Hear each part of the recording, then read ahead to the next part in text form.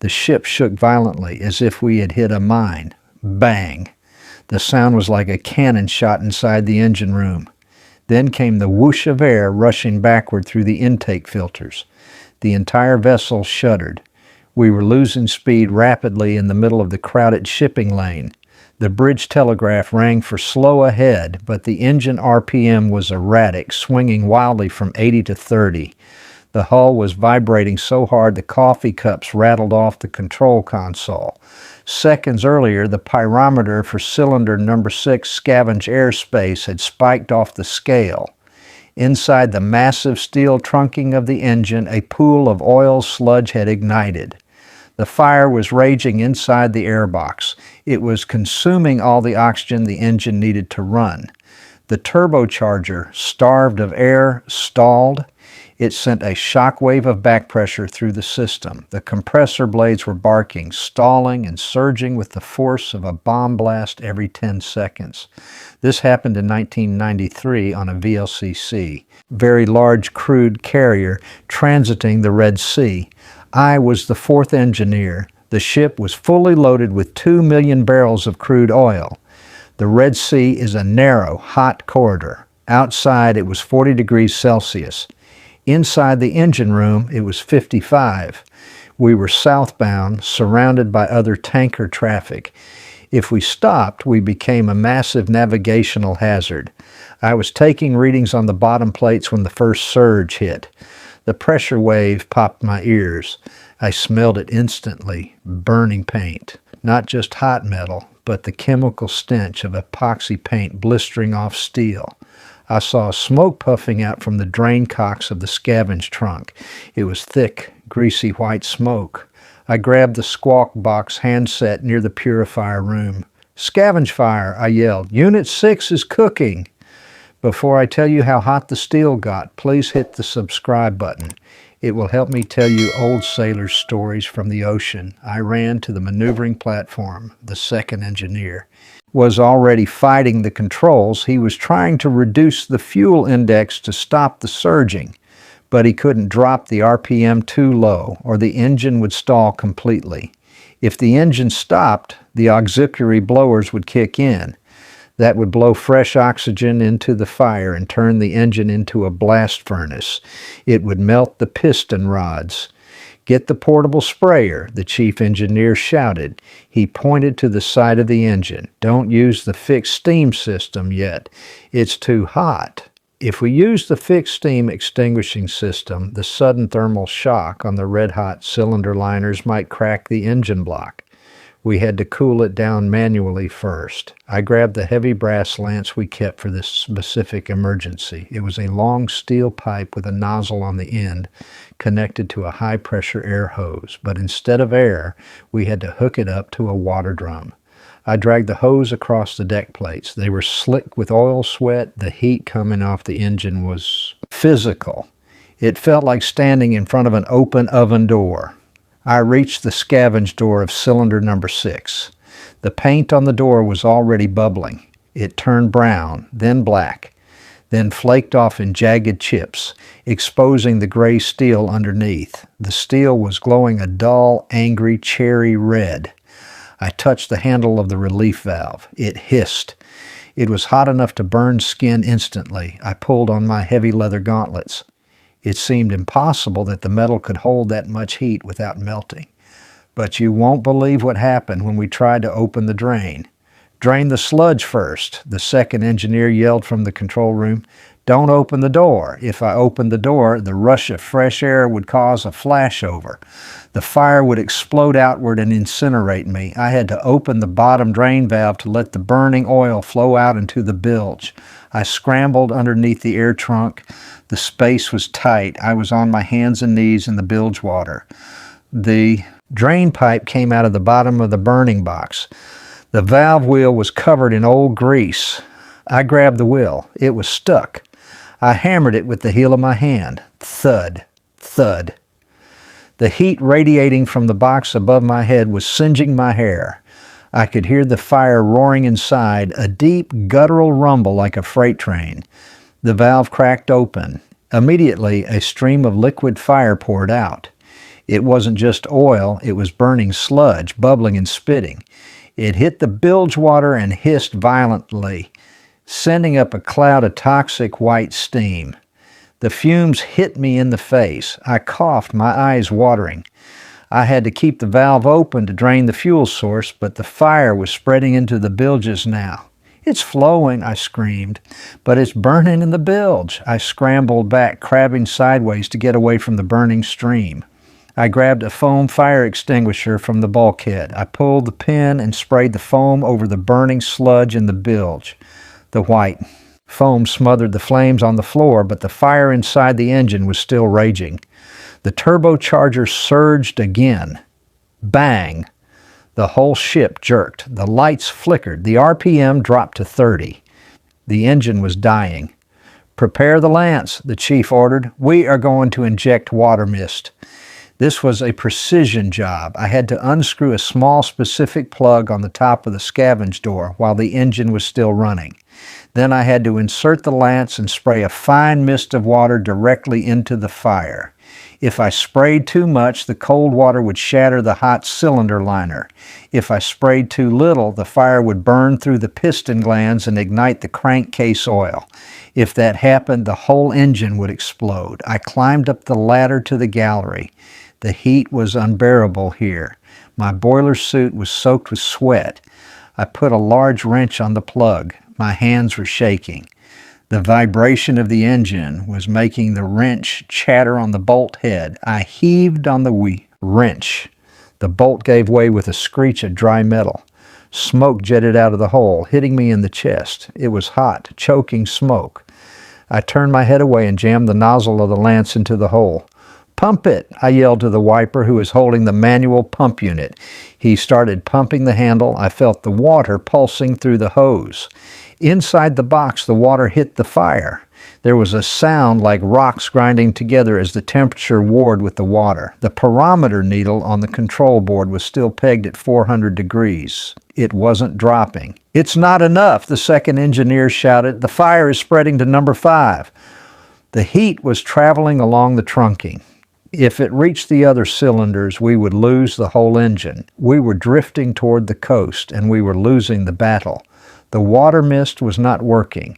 I pulled the steel lance out of the scavenge port. It stuck for a moment, fused by the heat, before coming free with a harsh, grinding sound. The tip was ruined. The brass nozzle had melted into a lump of black carbon and slag.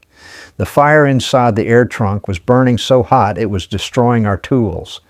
The pyrometer for the number 6 cylinder flickered up to 480 degrees. The paint on the door was gone now. The steel plate itself was beginning to deform, bulging outward slightly from the internal pressure. The heat radiating from it was scorching my face, even from 3 feet away. "The fire is feeding on the residue," the chief shouted. "It's too much fuel." A heavy vibration shook the deck plates. The turbocharger surged again. It was a violent, shuddering stall. The air pressure in the trunking dropped instantly, then spiked as the compressor recovered. This fluctuation was pumping fresh air into the fire, acting like a bellows. We had to stop the air supply, but the main engine drives its own turbochargers. As long as the engine turned, the air kept coming. "Isolate the auxiliary blowers," the chief ordered. "If the RPM drops any lower, they will auto-start. If they start, they will blow the fire right through the liner." I ran to the electrical switchboard. The soles of my boots felt soft. The rubber was reacting to the oil and heat on the plates. I reached the distribution panel. I found the breakers for the number 1 and number 2 auxiliary blowers. They were big, black molded case breakers. I slammed them to the off position. I hung a plastic "Do Not Operate" tag on them. My hands were trembling. Now we had no backup air. If the engine slowed down below 40 RPM, it would simply stop. And if we stopped, we would be a dead ship in the shipping lane. I ran back to the engine side. The second engineer was struggling with the steam valves. We had a fixed fire extinguishing system that injected steam directly into the scavenge space. We had hesitated to use it because the thermal shock of 150-degree steam hitting a 500-degree liner can crack the cast iron. If the liner cracks, this cooling water dumps into the cylinder and the engine is destroyed. "Open it," the chief yelled. "We have no choice." The second engineer used a wheel spanner to force the steam valve open. The valve was stiff with rust. He grunted, putting his whole weight on the lever. The wheel turned. There was a loud crack as the valve seat broke free, followed by the roar of high-pressure steam rushing into the manifold. The pipes shuddered. White steam began to leak from the flange joints of the air trunk. It hissed angrily, mixing with the smoke. The smell was distinct, wet, hot iron, and sulfur. We watched the thermometer. 480 degrees. 4 mile Monday. It was dropping slowly. The steam was displacing the oxygen, but the ship was slowing down. I looked at the tachometer, 35 RPM. The engine was chugging. Clunk, clunk, clunk. It was barely turning over. The combustion was weak. Without the auxiliary blowers, the engine was starving for air. The bridge phone rang. The sound cut through the noise of the steam and the machinery. The chief answered it. He listened for a second, then looked at us. His face was grim.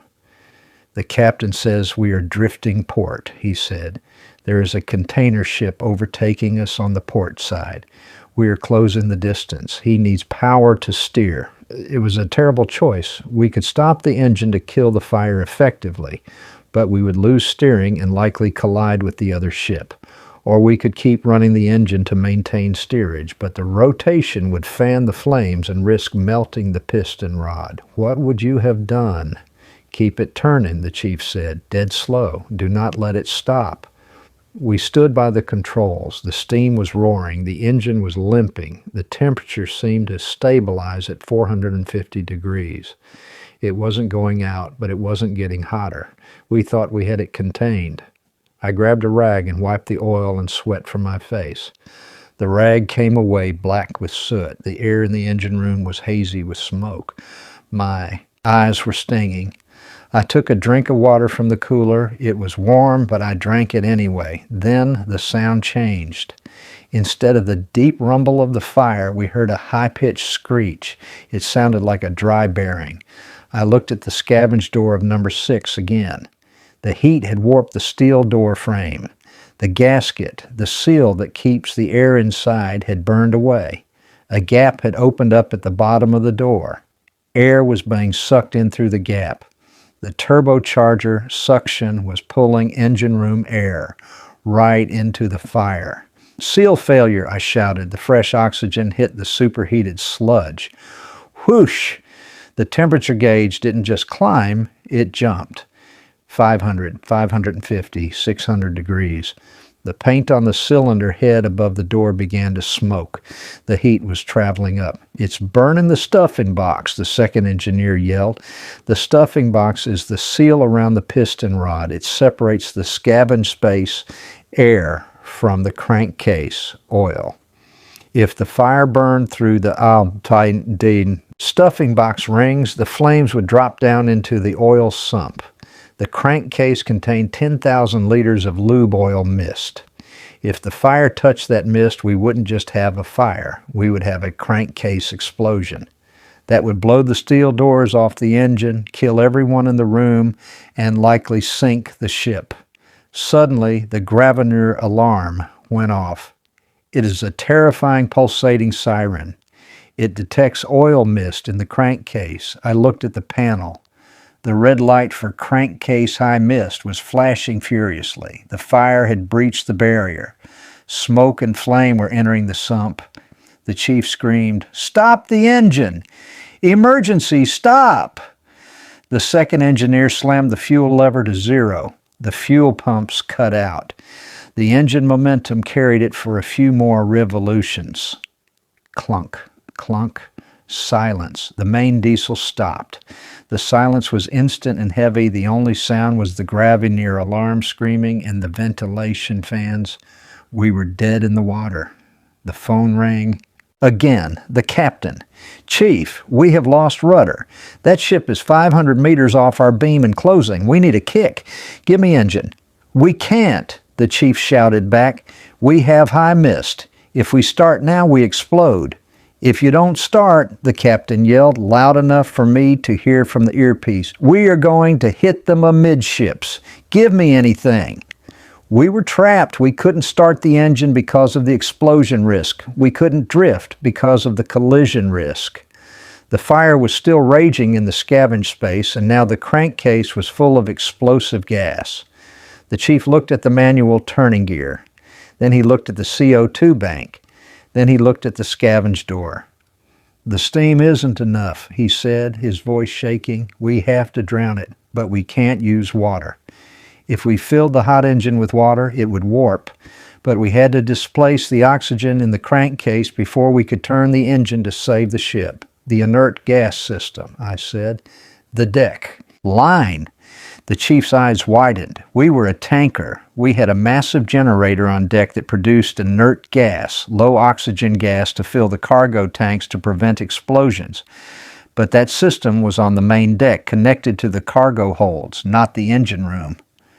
"We have to rig a hose," the chief said, "from the deck scrubber to the engine intake. We have to feed the engine its own exhaust." "It's never been done," the second engineer said. "It will take 20 minutes to rig." "We have 5 minutes," the chief said. "Go, cut the deck air line and bring a fire hose down the funnel."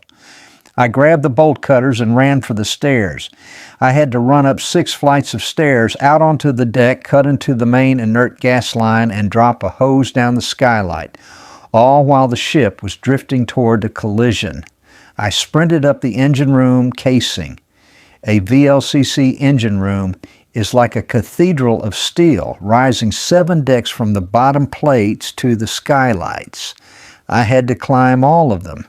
My lungs were burning. The air got hotter as I went up, heat rising from the dead engine and getting trapped under the funnel. My boots hammered on the metal gratings. Clang, clang, clang. I burst out onto the boat deck. The change in atmosphere hit me. The air was thick with humidity, typical of the Red Sea, but it felt cooler than the engine room. It was pitch black outside except for the navigation lights. I looked over the port rail. The container ship was there. It was terrifyingly close. I could see the glow of her bridge windows and the red port light reflecting on the dark water.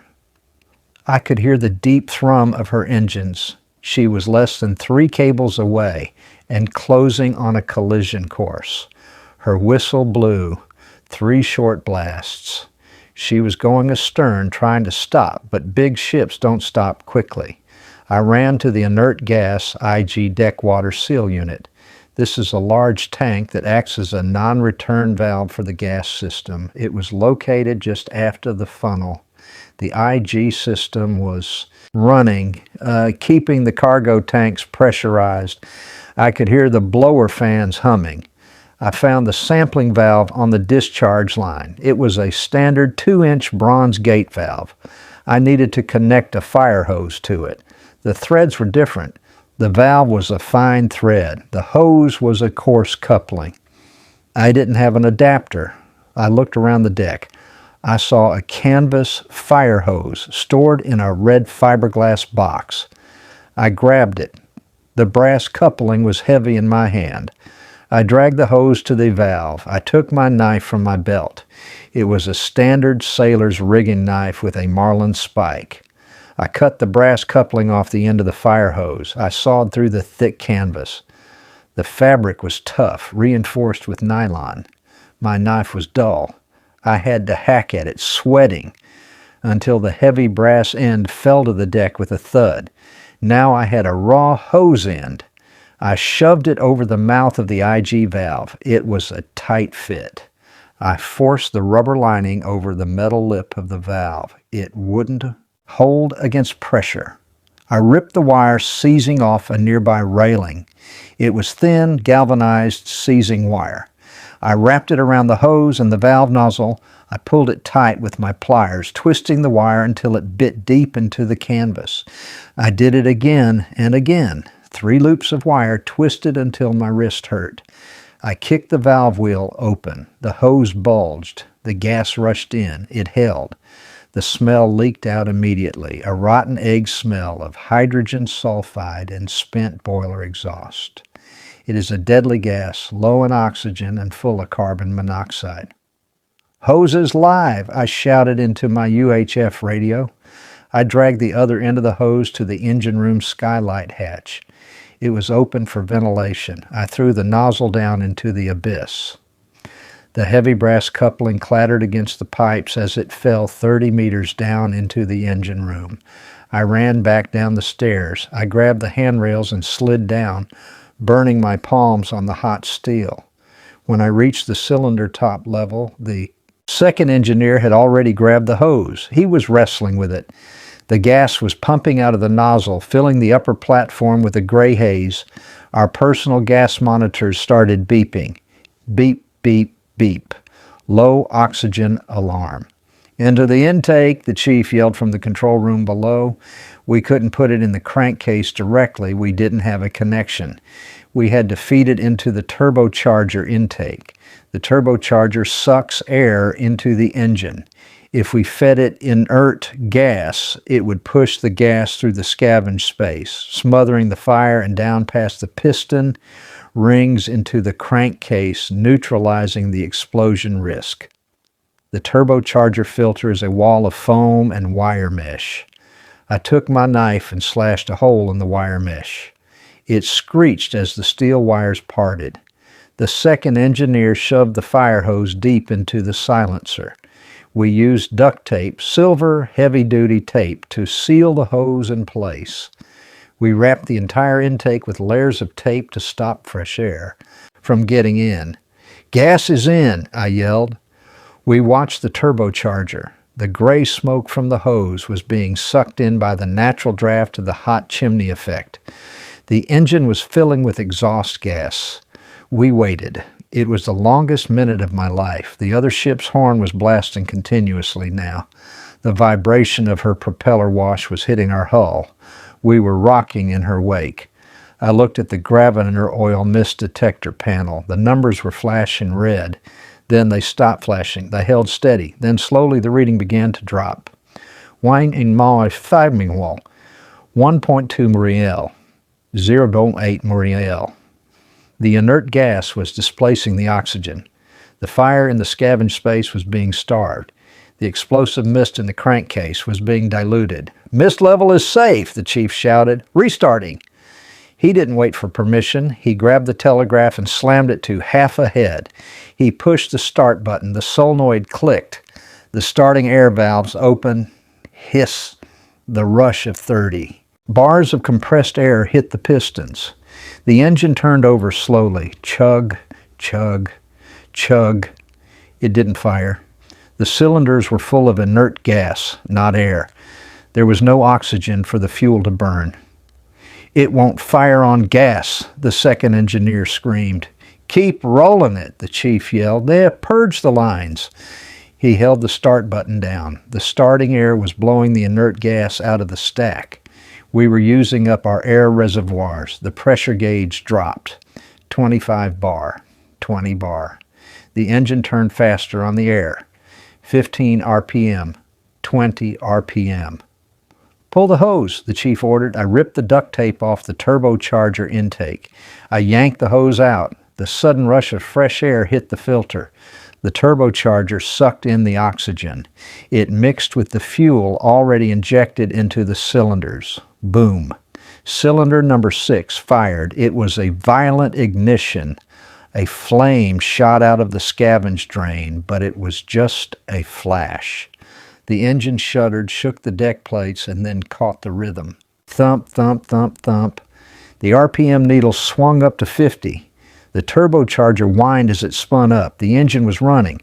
I ran to the telegraph and answered the order. The ship shuddered as the propeller bit into the water. The rudder finally had wash flowing over it. The captain put the helm hard over to starboard. I didn't see it, but the guys on the bridge said we missed the container ship by less than 50 meters. Her bow wave actually washed over our poop deck. Down below, we didn't celebrate. We watched the parameters. The temperature on number 6 was dropping. The fire was out. The inert gas had suffocated it, and the fresh airflow was cooling the hot metal. We kept the engine running for 3 hours until we were clear of the traffic separation scheme. Only then did we stop to inspect the damage. When we finally opened the scavenge door of number 6, the mess was incredible. The bottom of the air trunk was filled with a thick black sludge that looked like tar. It was the remains of the unburnt fuel and cylinder oil that had been baking in the fire. The scavenge valves, thin strips of steel that act as non-return valves, were warped and blue from the heat. They looked like curled potato chips. The paint on the outside of the door was completely gone, leaving only bare gray metal. But the liner was intact. The piston rod was not scored. The crankcase oil was clean. The inert gas had prevented the heat from melting the vital seals. We spent the next 12 hours inside that trunking. I was in there with a scraper and a bucket. The space was tight, barely enough room to squat. The air was still hot and smelled of sulfur and burnt oil. I scraped the carbon off the walls. My boiler suit was soaked in black sludge. It got into my pores, it got into my ears. We replaced the scavenge valves. We cleaned the drain pipes. We changed the oil in the system. The chief engineer came down when we were finishing. He handed me a cold can of soda. He didn't say good job. He just pointed to the blackened lance I had melted earlier. Keep that, he said, souvenir. We made it to the discharge port in France without any more trouble. The company sent a superintendent to inspect the engine. He looked at the warped door and the replaced valves. He asked why we had cut the fire hose on the boat deck. The chief explained about the inert gas bypass. The superintendent went quiet. He looked at the hose connection we had jury-rigged with seizing wire.